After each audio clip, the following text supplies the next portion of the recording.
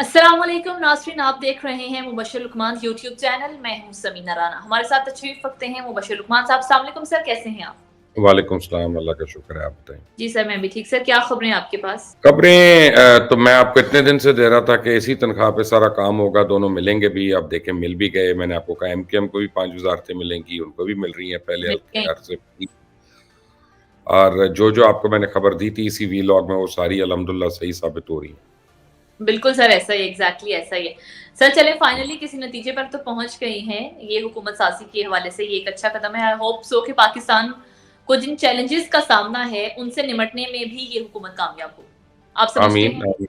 हम सिर्फ दुआ ही कर सकते हैं ना। सर, बाकी तो बहुत अब ये सारे जब मसले इस वक़्त सर उठाए खड़े हैं। मईशत का मसला है, कर्ज़ों का मसला है और भी बहुत सारे बुहरान है इस वक़्त मुल्क में। समझते हैं आप कि ये हुकूमत जो अब बन गई है, बनने जा रही है, ये इन मसाइल से पाकिस्तान को निकाल लेगी, निमट लेगी इन मसाइल से? देखें, एक बात समझें कि पाकिस्तान की जो पूरी इकॉनमी है ना, वो ये एप्पल एप्पल से कम है। पाकिस्तान की पूरी इकॉनमी सैमसंग से कम है, बहुत कम है। ये पाकिस्तान की इकॉनमी से ज़्यादा कई कंपनीज़ हैं, मतलब इंडिया का टाटा ग्रुप जो है, हुँ, हुँ। उनका जो टर्नओवर है वो पाकिस्तान से ज़्यादा है, ठीक है ना? हुँ, तो इतना बड़ा साइज़ नहीं है हमारी इकॉनमी का जितने हमने मिसाइल बना लिए। हुँ, हुँ। सब हर दुनिया में कोई ऐसा काम नहीं है जिसका हल नहीं है, मुश्किल नहीं है। फ़र्क ये है कि आपको अगर नियत हो करने की और फिर आपकी एबिलिटी हो करने की। हुँ, अगर इस मुल्क में चोरों को पकड़ना ही नहीं है, डकैतों को पूछना नहीं है और मुराद लेती रहनी है लोगों ने, हर तरह से, हर किस्म से और वो सब्सिडीज़ से भी गुज़ारा होना है और प्रिविलेजेस पे और प्रोटोकॉल्स पे, तो फिर तो ये मुल्क नहीं चलेगा। और अगर इन सारी चीज़ों के ऊपर कैद होगी, चेक एंड बैलेंस होगा, तो 6 महीने में टर्न अराउंड हो जाएगा, कोई इससे ज़्यादा टाइम भी नहीं लगेगा। राइट। चलें, लेट्स सी। मुबश्शिर साहब, मरियम नवाज़ ने असेंबली इजलास से पहले ही चार्ज सँभाल लिया। फिर उन्होंने एक तफ़सीली प्रेस कॉन्फ्रेंस की जिसमें उन्होंने बताया कि वो किस तरह से सूबे के जो सारे मामलात हैं उनको देखेंगी। आप किस तरह से देखते हैं इस प्रेस कॉन्फ्रेंस को और उनकी स्ट्रैटेजीज़ को जो उन्होंने बताई? देखें, ये कोई इल्लीगल बात तो नहीं है, लेकिन ये टेक्निकली गलत बात है। हुँ, ठीक है, मरियम नवाज़ काफ़ी अरसे से चीफ़ सेक्रेटरी और आईजी और दीगर सेक्रेटरीज़ वगैरह से मुलाकातें कर रही हैं। वेल फाइन, मैंने पहले भी कहा था कि ये होता है when you are in waiting then of course आपको इन्फॉर्म रखा जाता है। लेकिन अब ये ज़्यादा हो गया है कि भई आप पहले नामज़द तो हो जाए, असेंबली का इजलास तो हो जाए, पहले स्पीकर तो बन जाए, स्पीकर आपको यानी इनवाइट तो कर ले कम से कम ओथ लेने के लिए। हुँ, वो हुआ नहीं है सारा। तो जिस तरह 60 सीटों पे अब्बा हज़ूर ने विक्ट्री स्पीच कर दी थी, बगैर हुँ, हलफ़ लिए बेटी साहिबा ने अपना जो है ना वो एक लॉन्ग टर्म प्लान दे दिया कि मैंने पंजाब को कैसे चलाना है। ये सारी बातें बड़ी अच्छी हैं। हुँ, फ़र्क ये है कि पंजाबी की एक मिसाल है, चंद चढ़ेगा तो सारे वेख लेंगे। जब आप परफ़ॉर्म करेंगी तो सारे हम तारीफ़ करेंगे और अगर आप परफ़ॉर्म नहीं करेंगी तो आड़े हाथों लेंगे। बोलने की ज़रूरत नहीं है, बातें ना करें, परफ़ॉर्मेंस हुँ। दिखाएँ हमें। अब काफ़ी हो गई है, लोग बेवकूफ़ सर, नहीं हैं।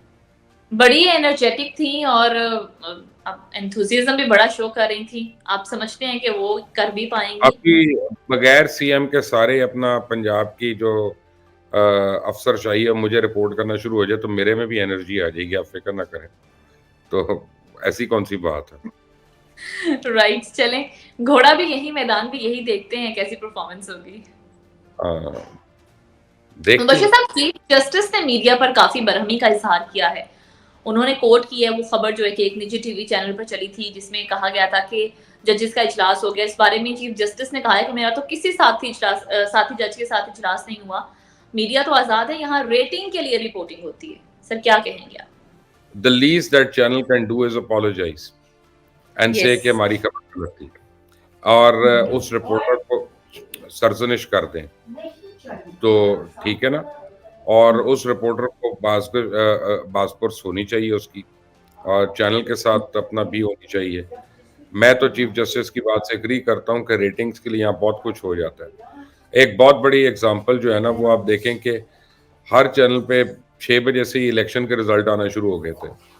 ना हुँ, मोबाइल चल रहा था, ना व्हाट्सएप चल रहा था, कुछ भी सिर्फ़ वाईफ़ाई मेरा ख़्याल है शायद यानी उस दिन इंटरनेट शायद ऑन था और हम्म। रिजल्ट्स ऐसे आ रहे थे जैसे हॉटलाइंस लगी हुई हैं, और हम्म। बाद में पता चला कि कितने-कितने गलत रिजल्ट्स भी थे। उसपे भी चैनल्स नहीं अपोलोजाइज़ कर रहे।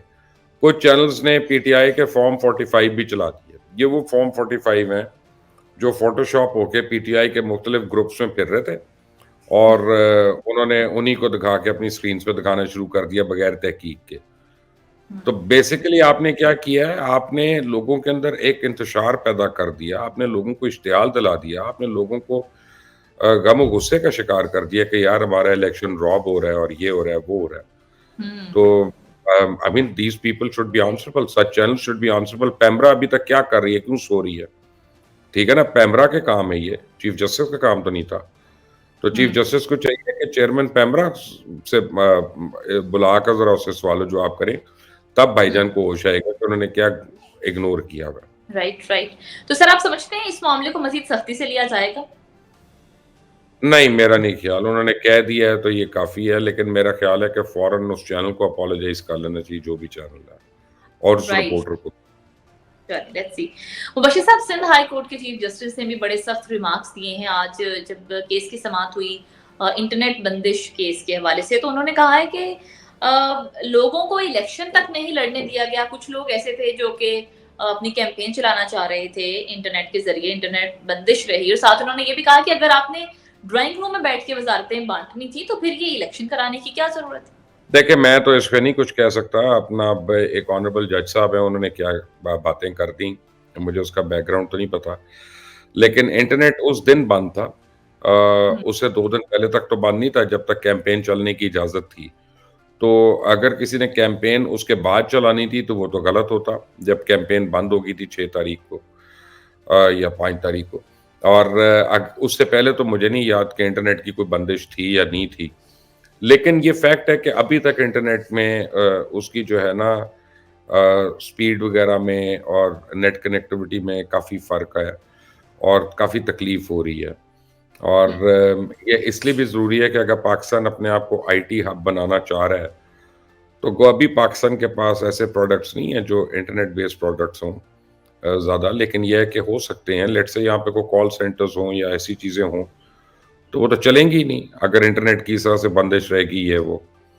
तो हुँ। जहाँ तक वज़ारतें बाँटने का है, वो मुझे नहीं पता, क्योंकि चीफ़ जस्टिस को या जज साहब को इत्तला होगी कि किसको वज़ीर बनाया गया है। अभी हुँ। तक हमारे सामने तो वो इत्तलात नहीं आई हैं, तो उस पे तो I can't make a comment on that. Right, right. Alright. Mubashir साहब, तहरीक-ए-इंसाफ अपना बल्ला वापस लेने के लिए इंट्रा पार्टी इलेक्शन कराने जा रही है 2 हफ्तों में। आप समझते हैं कि कोई कामयाबी मिल पाएगी और शफ़ाफ इलेक्शन हो पाएँगे इंट्रा पार्टी इलेक्शन पीटीआई के, जो आज तक तो नहीं हो पाए? इट डज़न्ट मैटर, पार्टी के इलेक्शंस जो होते हैं वो हमेशा ऐसे ही होते हैं, और हर पार्टी के ऐसे होते हैं। पीटीआई बहरहाल फिर भी इलेक्शंस तो करवाती है। बाकी पार्टियों में तो इलेक्शन क्या और कंटेस्टिंग क्या, और वो कुछ भी नहीं होता। तो बहरहाल चलो, पीटीआई में ये मैं मान लेता हूँ कि जिसको इमरान खान कहते हैं वही बन जाता है, लेकिन eight the end of the day elections तो होते हैं ना, लोग हुँ। वोट तो डालते हैं। So it's a hmm. Right step in the right direction, और बल्ले का निशान उनको मिलना चाहिए वापस, और जब ये आगे अब बाई इलेक्शंस आते हैं तो उसमें उनको अपने निशान पे लड़ने की इजाज़त मिल जाएगी तो बहुत अच्छा हो जाएगा। और हुँ। लेकिन अब अभी तो पीटीआई ने एज़ अ पार्टी तो प्रूव कर दिया है, को बैंगन, को खीरे, को गाजर, को मूली, अजीब-अजीब उनके निशान थे, और उन्होंने लोगों को याद कराए हैं, और लोगों ने उनको वोट दिया है, और वो जाके लगे हैं, उनको वोट पड़े भी हैं। सो जब बल्ले का निशान आ जाता है तो बाय इलेक्शंस में तो दे विल क्रिएट हैवॉक, और मिलना राइट। चाहिए। अगर अगर वो ये शर्त पूरी कर देते हैं इलेक्शंस की, फिर तो मिलना चाहिए। चलें, चलें देखते हैं कि होता है या नहीं।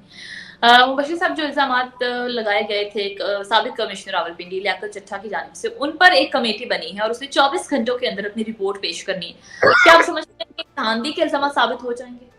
नहीं, अपना चड्ढा साहब के क्लेम्स जो है ना वो काफ़ी फार-फेच्ड हैं। वो आप वो पता करें वो चाय में क्या पी रहे थे, ताकि हम भी मुस्तफ़ीद हो सकें, उस तरह के ख्वाब देखें और सब्ज़ बाग देखें। बात ये है कि एक तो उन्होंने कहा कि चीफ जस्टिस ने धांधली की है। चीफ जस्टिस का ताल्लुक ही कोई नहीं है इलेक्शन से। इस बारी तो जुडिशल आरओज़ भी नहीं थे। अगर तो जजेस होते, जुडिशल आरओज़ होते तो फिर भी वो कह सकते थे, जबकि वो नहीं थे।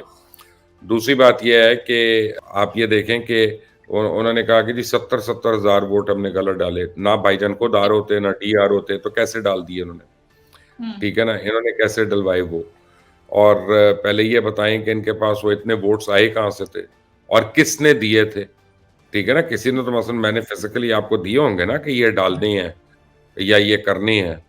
तो अगर तो वो नहीं प्रूव कर सकते, तो फिर तो उनके लिए बहुत सीरियस मुश्किलात हैं। और ये तो अब पूरी दुनिया की नज़रें इस केस के ऊपर लगी हुई हैं, तो इस केस को छोड़ा भी नहीं जा सकता, इसके ऊपर मट्टी भी नहीं डाली जा सकती। इसको तो किसी हतमी नतीजे तक पहुँचना है। राइट। गवर्नर पंजाब मुबश्शिर साहब पीपल्स पार्टी का होगा और उसके लिए कुछ नाम भी सामने आ रहे हैं। आप क्या समझते हैं कि कौन हो सकता है गवर्नर पंजाब और जो नाम सामने आए हैं उनमें से फेवरेट कौन-सा है? देखें, कई नाम हैं पीपल्स पार्टी को क्योंकि गवर्नर बनना है उनका। और एक तो ये है कि पहले उनके रह चुके हैं अहमद महमूद, मखदूम अहमद महमूद उनके गवर्नर रह चुके हैं। उनका काफ़ी चांस है क्योंकि अगर पीपल्स पार्टी अपने आप को रीएस्टैब्लिश करना चाह रही है और अहमद महमूद की साउथ पंजाब की वजह से सबसे ज़्यादा प्रेज़ेंस है पंजाब पीपल्स पार्टी में, तो उनका राइटफुल क्लेम है। वरना तो फिर ऐसे भी कोई कैंडिडेट हो सकते हैं जो नहीं जीते लेकिन उनको पीपल्स पार्टी साथ रखना चाहती है, जैसे कमर उज़मान कायरा हैं या नदीम अफ़ज़ल चंद हैं। तो इन लोगों में से भी कोई हो सकता है। But I still think that the first choice will be Makhdoom Ahmed Mehmood. Alright, right, right. तो मुबश्शिर साहब ये स्ट्रैटेजी कैसी है पीपल्स पार्टी की गवर्नरशिप पंजाब की लेने की? इसको आप कैसे देखते हैं?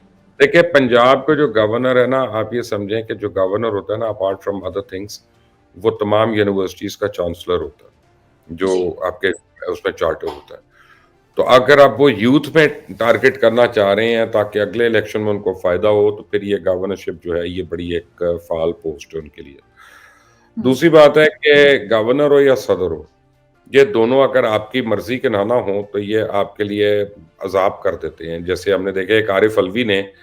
कितनी-कितनी चीज़ों के ऊपर मुश्किल डाल के रखी और कभी मैंने साइन नहीं किया, तो ये पता नहीं किसने साइन कर दिया, वापस कैसे चला गया, आ गया, इसको दोबारा करो।